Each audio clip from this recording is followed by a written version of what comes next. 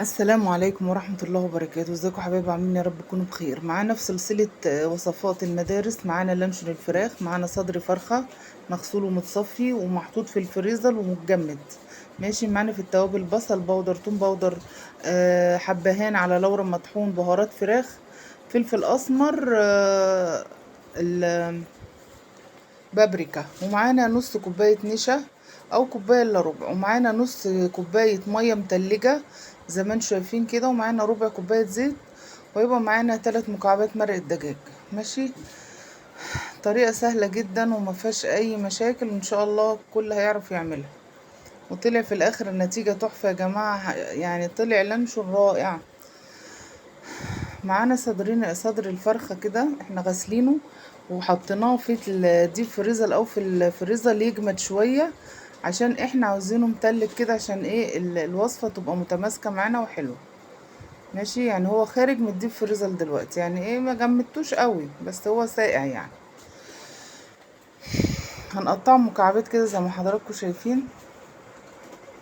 طبعا ايه انا عملت لكم الجبنة الفيتا وده اللانشون، وان شاء الله بأمر الله في وصفات تانية برضو لايه لفطار المدارس واللانش بوكس بتاع المدرسة. هنقطع كده صدر الفرخة لمكعبات كده عشان يتفرم معانا حلو في الكبة زي ما حضراتكم شايفين. طبعا ده حاجة مضمونة في البيت يا جماعة ونضيفة، اكيد هنعملها بثقة واولادنا ياكلوها بثقة، وما يبقاش فيها اي مواد صناعية ولا اي مواد مهدرجة ولا اي حاجة. حاجة نضيفة وحاجة هناكلها واحنا مغمضين، ولما تخلص نعمل تاني. يعني احنا بنعمل على قد، عشان دي برضو يعني ايه مش هينفع انها تقعد معانا فترة كبيرة في التلاجة. هنقطع مكعبات كده زي ما انتم شايفين. سهلة جدا، ووصفة اللانشون سهلة، وان شاء الله تعجبكم بأمر الله. يعني صدر الفرخة ده مش مكمل 100 جنيه والله يا جماعة، فعمل لنا كمية حلوة. حطيناه في الكبة كده زي ما انتم شايفين. هنزل عليه، هنفرمه الاول كده فرم ناعم جدا، هنخليه ناعم قوي زي ما هتشوفوا كده، عجينة ناعمة خالص. بصوا عاوزينه بالمنظر ده. ماشي يا حبايب قلبي. بعد كده هننزل بالتوابل عليه، من كل حاجة معلقة صغيرة. بابريكا، زعتر، على بتاع ده حبهان على لورا، بهارات فراخ، فلفل اسمر، بصل باودر، توم باودر. ماشي. ومعانا طبعا مرقة الدجاج يا جماعة، بتدينا تيست حلو جدا زي اللانشون اللي برا. حطينا 5 معالق زيت كبار، يعني في حدود ربع كوباية زيت. ماشي. وهننزل كده بمرقة الدجاج.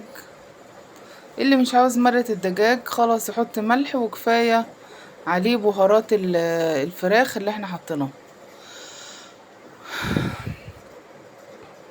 بعد كده هنجيب في النص كوباية المية المثلجة، طبعا مية بتلج زي ما انتم شايفين كده. هننزل فيها بايه بالنشا اللي قدامنا ده، بنص كوباية النشا دي. ماشي. بس بالراحة كده عشان ايه نعرف نقلب.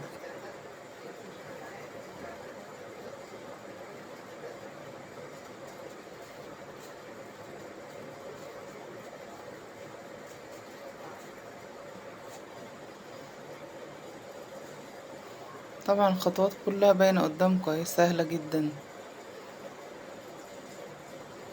هنقلب كويس بقى النشا مع المية اللي بتلج دي، نص كوباية، ما نزودش عن كده، او ممكن اقل من نص كمان. هندوب كويس النشا في قلب المية المتلجة. بلاش يا جماعة اي حد يقول جيلاتين، بلاش، لان الجيلاتين بيبوظ الوصفة وبيفك على طول، لو طلع من التلاجة بيفك وما بينفعش. انما دي وصفة بتبقى متماسكة وجميلة جدا، وهتشوفوه وتجربوه ان شاء الله هيعجبكم.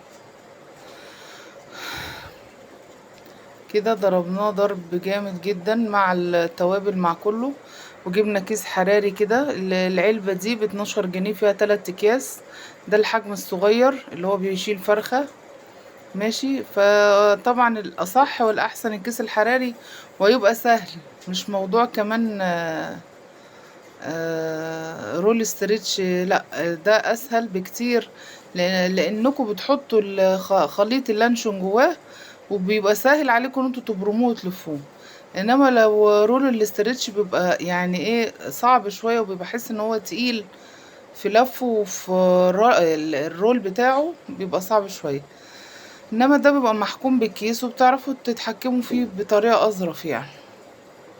هننزل بنص عجينة اللانشون كده في اول كيس كده. هنعمل جزء ابيض وجزء هنحط عليه الوان، اللي هو اللون الاحمر الغذائي، مع شوية فلفل اسمر.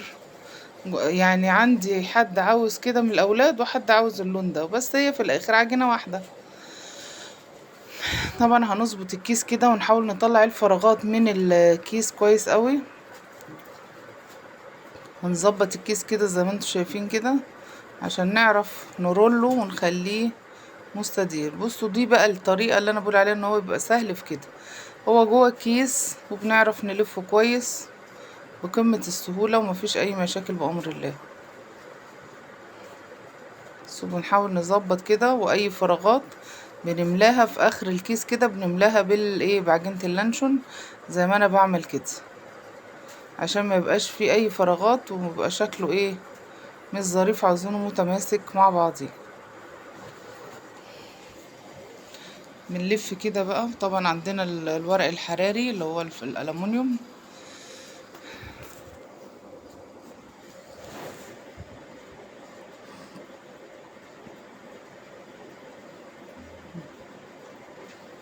هنجيب بقى الورق الحراري ونلفه برضو اول جزئية معانا كده.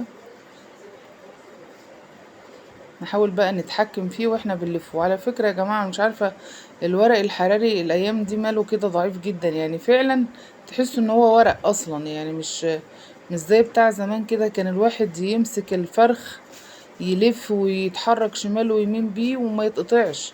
انما ده عامل زي النسمة، من اقل حاجة بصوا بيتقطع في ثواني. لا يعني صراحة ماركة غريبة وخفيفة جدا. مش عارفة هل ده عندنا بس، ولا عندكم برضو نفس المشكلة دي؟ تكتبولي كده في التعليقات، هل فعلا الألمونيوم دي أنواع، الأفرخ الألمونيوم دي أنواع، يعني في أنواع فعلا كويسة وأنواع متينة، ولا كله بقى نوع واحد في السوق؟ بصوا حكمناه ازاي. هنلفه برضو مرة تانية في الورق الألمونيوم تاني، عشان خاطر يتحكم معانا كويس، ويبقى ايه ملفوف بإحكام، بيبقى شكله اسطواني. بصوا زي ما انتم شايفين كده.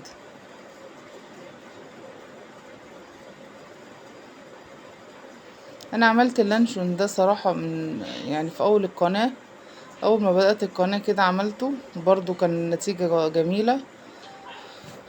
بس كنت عاملة اللون اللي هو الاحمر، اللانشون الاحمر، وعملته قبل كده برضو من غير لحمة فراخ، ولا كان بالبيض والجبنة النستون، وبرضو طلعت النتيجة حلوة جدا مرضية. وبرضو هتجربوا الطريقة دي وهتعجبكم بأمر الله، جميلة جدا.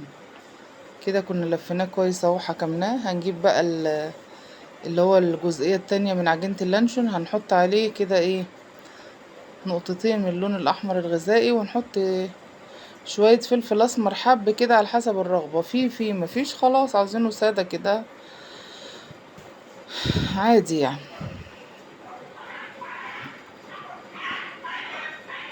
هنقلب كويس، نحاول نخلي لونه مقارب للون اللي بره.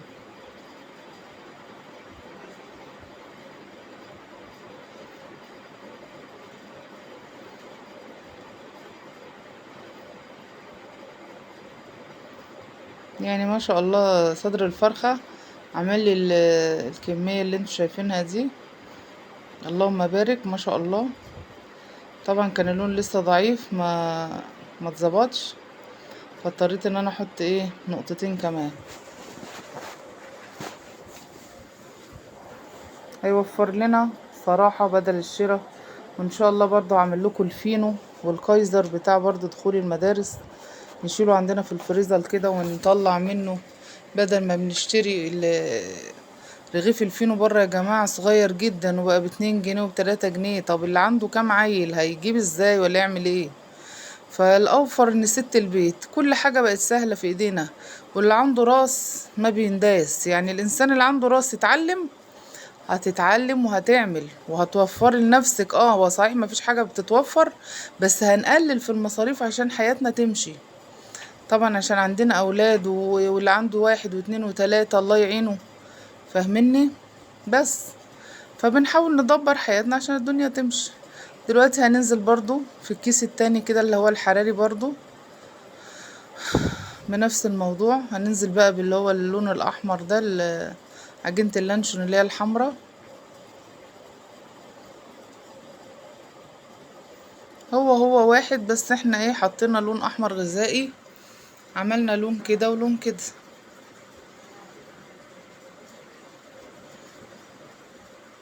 برضو السوا بتاعه سهل جدا. ويا رب لو وصفة اللانشون دي عجبتكم يا حبايب قلبي، ما تنسونيش بقى في لايك وشير وسبسكرايب، وتشيروا الفيديو عشان يوصل لكم كل جديد ويوصل لحبايبكم. وكل سنة وانتم طيبين وعام دراسة سعيدة عليكم يا رب، وبالتوفيق للنجاح ولأولادنا ولأولادكم، اخواتي وحبايبي اللي معايا في القناة في داخل مصر وخارجها.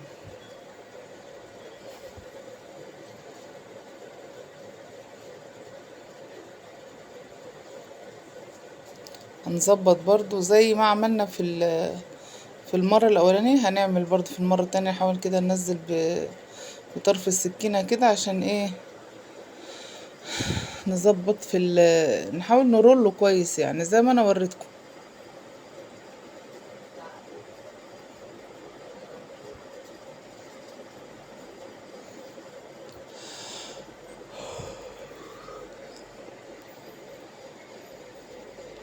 بالله عليكم يا جماعة، يعني انا بس بطلب منكم بس الدعم، ان انتوا يعني المشاهدات، بس مشاهدات يا جماعة. لان انا لسه والله العظيم قناتي ما اتفعلت، انا لسه الساعات لسه، يعني انا لسه يعني جبت عدد المشتركين، بس لسه القناة ما اتفعلتش بسبب الساعات، لسه ما كملتش. فيعني نقف جنب بعض كده ونحاول ان احنا نتفرج على الفيديو للاخر، لان الساعات قلت جدا عندي وانا بجتهد وانتوا شايفين تعبي. يعني انتوا اخواتي وحبايبي، والواحد طبعا زي ما بيتعشم في حبايبه واخواته، ان انتوا بس ايه تقفوا جنبنا لحد بس ما ندعم القناة والقناة تتفعل والساعات بتاعتي تتوفى حقها، لان انا ساعاتي قلت جدا ومش عارفة ايه السبب. والله بقالي فترة بشتكي من الساعات وانا بجتهد، وزمان شايفين كده انا مش مخلية صراحة في جهدي يعني، رغم ان انا تعبانة جدا ومع ذلك انا بجتهد عشان اقدم لكم كل جديد وكل ما هو مفيد للبيت وموفر. فانتوا برضو يعني تساعدوني في ان انتوا تشاهدوا الفيديو للاخر عشان القناة بتاعتي تدعم ويخشلي منها اي ربح. وربنا يجعلنا كده خير لبعضنا يا رب، جابرين الخواطر لبعض يا رب كده، ونحب الخير لبعض، وربنا يوفق الجميع يا رب. يا رب يوفق الجميع يا رب. هلفه في رول تاني برضو زي ما عملنا في المرة الأولانية عشان يبقى محكوم.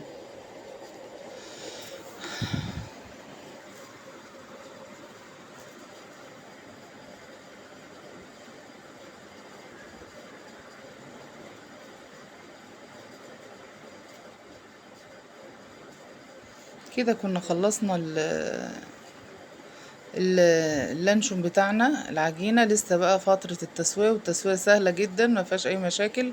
هنجيب حلة ونحط فيها مية ومصفى وهنسويه على البخار زي ما هتشوفوا كده اهو. حلة تحتينا كده، بس يا ريت تكون حلة ستانلس لو عندكم، عشان الألمونيوم ممكن يسود منكم مع الغلية. هنحطه كده ونغطيه بغطا حلة ونقعده ساعة على النار، ساعة بالتمام والكمال. وفي نص ساعة الأولانية بنقلبه على الوش التاني. ماشي يا جماعة؟ يعني أول نص ساعة بنسيبه على أول وش، وتاني نص ساعة اهو كان على النار اهو، وبوريكم ان انا بقلبه على الوش التاني كده. كنت انا مقلباه، بس انا بوريكم يعني الخطوات. قلبته على الوش التاني فبعد نص ساعة الاولانية يعني قسمت الساعة لجزئين، وكنت موطية النار خالص زي ما حضراتكم شايفين كده، بيستوي على نار هادية عشان يستوي معانا ويبقى حلو. وتاني نص ساعة قلبناه على الوش التاني وغطيناه برضو. ماشي، هو ده السوا بتاعه. وبعد الساعة الكاملة طبعا هو كان سخن قوي جدا هنا، ما قدرتش ان انا افكه، ولا بعد ما عرفتش اصور وان انا افك الورق يعني، فسبته كده لما هدي شوية. وبعد كده فكيته انا مع نفسي ووريتهولكم. كان لسه دلوقتي ايه يعني منزلاه من على الحلة من على المصفى، وكان لسه سخن، فما كنتش متحكمة ان انا افكه وهو بالسخونية دي صراحة. ما شاء الله كان متماسك بقى وماسك نفسه، كان جميل. بنسيبه بقى لما يبرد خالص، وبعد كده بنقطعه وبنقدمه وبنشيله بعد ما يبرد في علبة بنستخدمه.